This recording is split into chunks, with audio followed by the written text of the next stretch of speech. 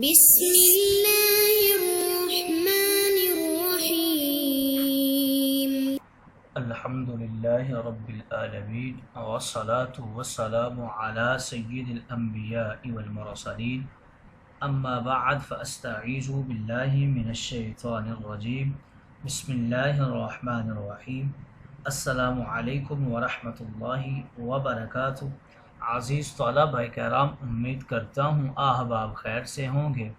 انشاءاللہ آج ہم مشکوٰۃ المصابیح کے درس نمبر 150 میں کتاب الطب والرقیٰ فصل ثالث سے حدیث نمبر 4566 سے لے کر 4568 تک پڑھنے کی سعادت حاصل کریں گے۔ آج کے درس میں ان احادیث مقدسہ کا ترجمہ ہوگا اور ساتھ ساتھ ان احادیث مبارکہ کی توضیح و تشریح کرنے کی سعادت حاصل کریں گے۔ تو آئیے طلبہ کرام بلا تاخیر بڑھتے ہیں اپنے آج کے درس کی طرف۔ بسم اللہ الرحمن الرحیم۔ حضرت ابو ہریرہ رضی اللہ تعالی عنہ راوی ہیں۔ وعن ابی ہریرہ قال قال رسول اللہ صلی اللہ علیہ وسلم المعدۃ حوض البدن والعروق الیہا واردۃ فإذا صحت المعدة صدرت العروق بالصحة وإذا فسدت المعدة صدرت العروق بالسقم۔ رواہ طبرانی۔ حضرت ابو ہریرہ رضی اللہ تعالی عنہ راوی ہیں، کہتے ہیں رسول کریم نے ارشاد فرمایا، آدمی کا معدہ بدن کا حوض ہے اور پیٹ کی رگیں جو اعضائے جسم سے پیوستہ ہیں معدہ کی طرف پانی پینے والے کی طرح آتی ہیں۔ جب معدہ درست ہوتا ہے تو یہ رگیں معدہ سے صحت بخش رطوبات کے ساتھ اعضائے جسم کی طرف جاتی ہیں، جس سے بدن کو صحت و طاقت حاصل ہوتی ہے، اور جب معدہ خراب ہوتا ہے تو یہ رگیں فاسد رطوبات کے ساتھ اعضاء کی طرف جاتی ہیں، جس سے بدن کو بیماری اور ضعف لاحق ہو جاتا ہے۔ گویا اس حدیث مقدسہ میں اس بات کی طرف اشارہ ہے کہ صحت و بیماری کا مرکز معدہ ہے۔ حوض البدن یعنی انسان کے بدن اور اس کے معدے کے درمیان جو نسبت اور رشتہ اور تعلق ہے وہ وہی نسبت ہے جو پانی کے حوض اور درختوں فصلوں کے درمیان ہے۔ تو جس پانی اور تالاب کے کنارے میں کھڑا درخت اپنی جڑوں کے ذریعے پانی سے اپنی بقا کے لیے حیاتیاتی رطوبات حاصل کرتا ہے، بھی عینی ہی اسی طرح انسانی جسم مختلف رگوں کے ذریعے اپنے معدہ سے صحت اور طاقت کی رطوبات حاصل کرتا ہے۔ چنانچہ اگرچہ حوض میں پانی صاف اور صحت بخش ہوتا ہے تو وہ درخت کی تازگی کا سبب بنتا ہے، اور اگر پانی کھارا اور مضر صحت ہوتا ہے تو وہ درخت کی خشکی اور تباہی کا ذریعہ بنتا ہے۔ یہ تو اس حدیث کا مفہوم و مطلب ہے۔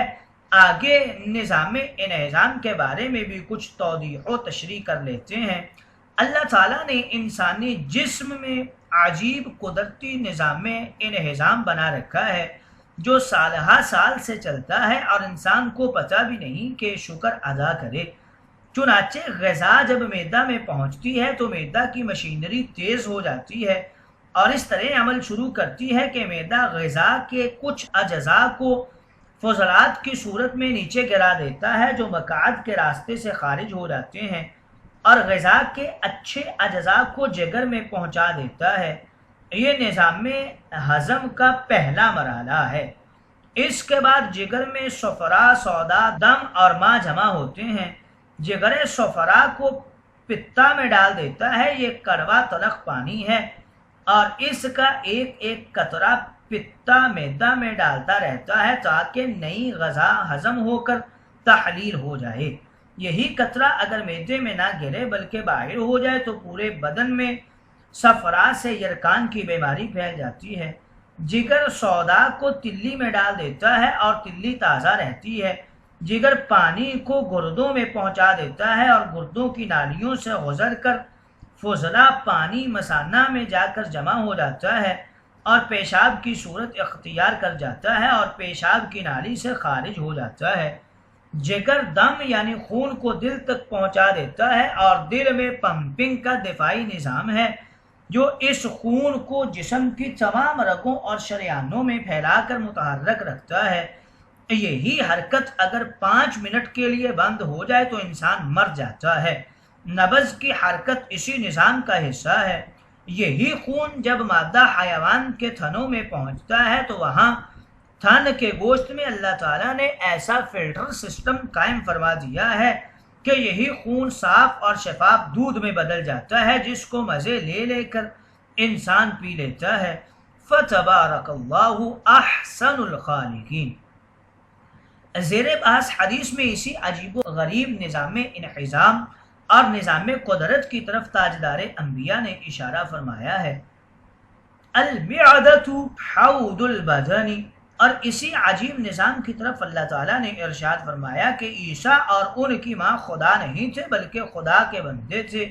کانا یأکلان الطعام، دونوں کھانا کھایا کرتے تھے، اور اس لمبے نظام میں انہضام سے ان کو گزرنا پڑتا تھا، اور اسی پر وہ شکر گزار تھے۔ اگلی حدیث مقدسہ کی طرف بڑھتے ہیں۔ حضرت علی رضی اللہ تعالی عنہ راوی ہیں، وَأَنْ عَلِيٍّ قَالَ بَيْنَ رَسُولُ اللَّهِ صلی اللہ علیہ وسلم ذَاتَ لَيْلَةٍ يُصَلِّي فَوَضَعَ يَدَهُ عَلَى الْأَرْضِ فَلَدَغَتْهُ عقرب فناولها رسول الله صلى الله عليه وسلم بنعله فقتلها فلما انصرف قال لعن الله العقرب ما تدع مصليا ولا غيره أو نبيا وغيره، ثم دعا بملح وماء فجعله في إناء ثم جعل يصبه على إصبعه حيث لدغته ويمسحوها ويعوزوها بالمعوذتين،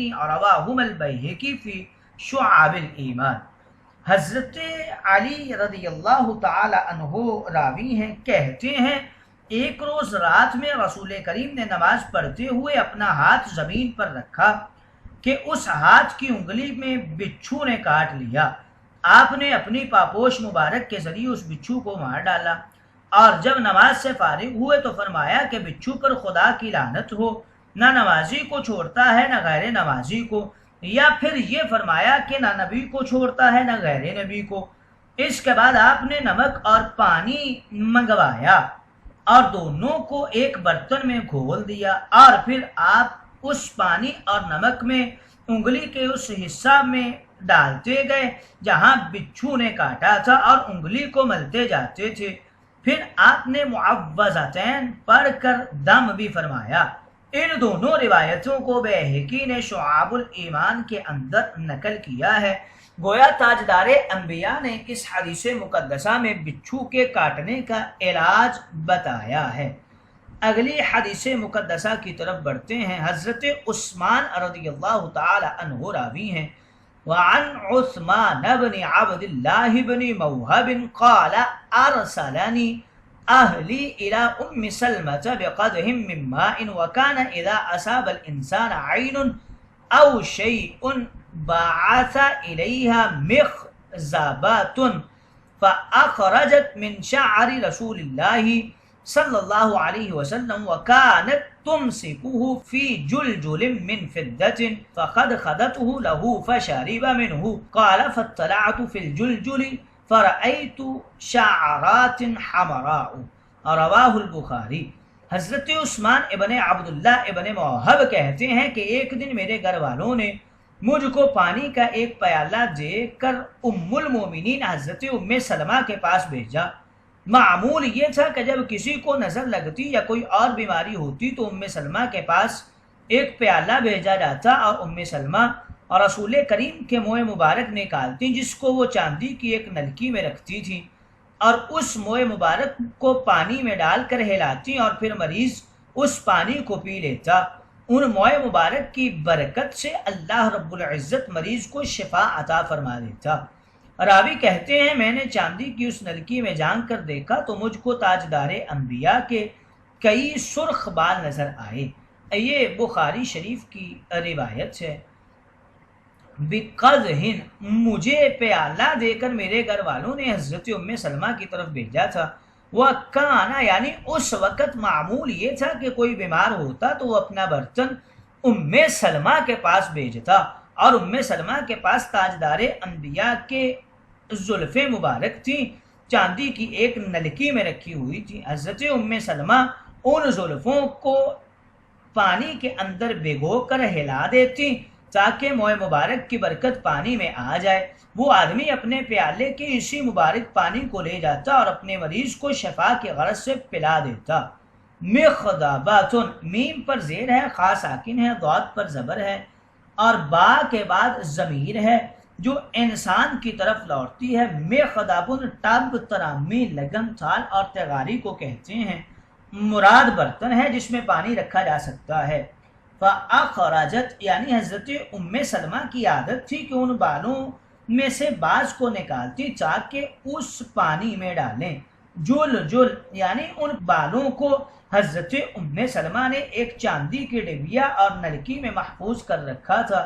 جل جل اگرچہ جرس اور گھنٹی کو کہتے ہیں لیکن یہاں گھنٹی نما ڈبیا مراد ہے جو چاندی کی بنی ہوئی تھی، اور اس مقصد کے لیے چاندی کا استعمال جائز تھا، جس طرح کعبہ کو ریشم پہناتے ہیں اور سونا لگاتے ہیں۔ فقد خدتہ، مد مدتہ کی طرح لفظاً و معناً یہ پڑھا جاتا ہے، یعنی ام سلمہ حضرت حضور علیہ الصلوۃ والسلام کے بال کو اس شخص کے برتن میں ڈال کر پانی کو ہلا دیتی تھی تاکہ پانی میں برکت آ جائے۔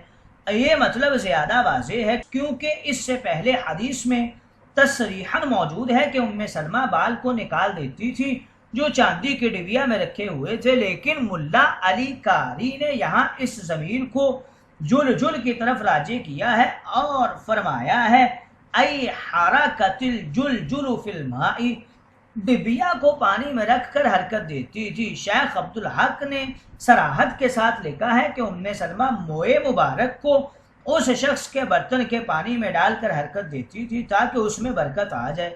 چنانچہ ایک جگہ لکھتے ہیں فاخرجت من شعر، پس حضرت ام سلمہ رضی اللہ تعالی عنہا ان موئے مبارک کو نکال کر پانی میں رکھتی۔ حضرت ام سلمہ جس موئے مبارک کو جس برتن میں ڈال چکی ہوتی تھی اس برتن کو ہلا دیتی تھی۔